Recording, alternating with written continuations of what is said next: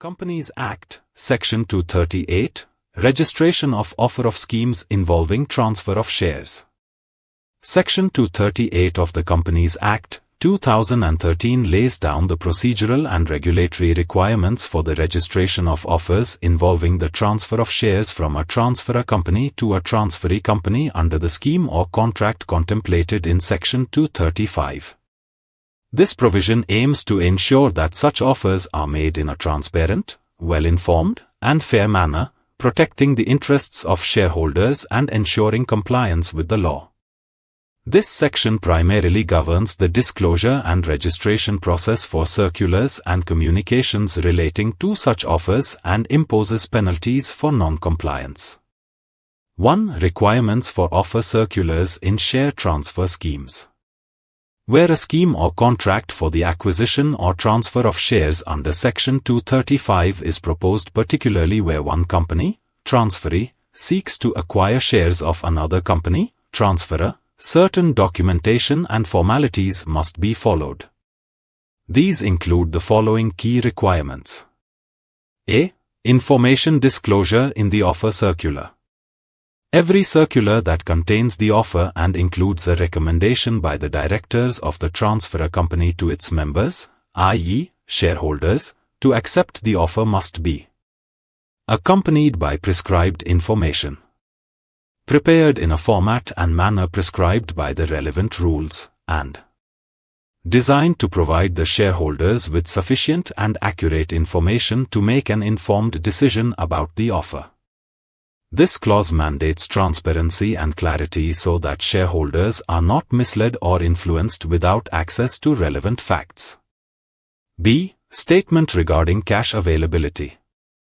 Every such offer circular must also include a statement made by or on behalf of the transferee company declaring the steps it has taken to ensure that the necessary cash resources will be available for making payments to shareholders if the offer is accepted.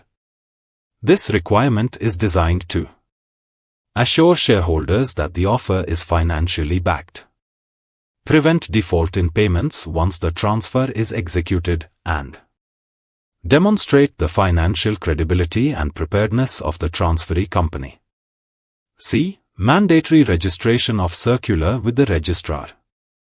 Every circular referred to in clauses A and B must be presented to the Registrar of Companies, ROC, for registration.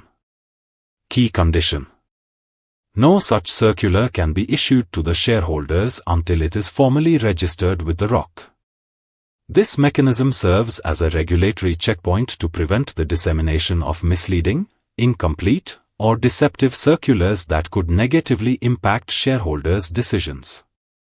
Proviso power of registrar to refuse registration. The registrar has the power to refuse registration of any such circular if it fails to contain the information required under Clause A, or the information is presented in a way that is likely to give a false impression or mislead shareholders.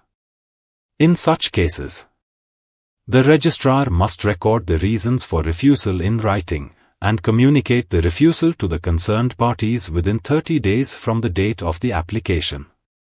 This adds a level of oversight and prevents the misuse of corporate communication tools. 2. Appeal against registrar's refusal. If the registrar refuses to register a circular, the aggrieved party, example the company or its directors, has the right to appeal to the National Company Law Tribunal, NCLT. Key point. The appeal must challenge the registrar's refusal under subsection 1, and the NCLT will decide whether the circular should be registered or not. This appellate remedy ensures that there is judicial oversight over administrative decisions and provides a channel for redressal if the registrar's decision is considered arbitrary or incorrect. 3. Penalty for non-registration of circular. Any director who issues a circular regarding the offer of share transfer without first ensuring it has been registered with the registrar, as required under Clause C of subsection 1, will be subject to a financial penalty. As per the provision, such a director shall be liable to a penalty of 1 lakh rupees, 1 lakh rupees. This provision enforces individual accountability on directors and debtors' non-compliance by making it a punishable lapse. For more details, contact us.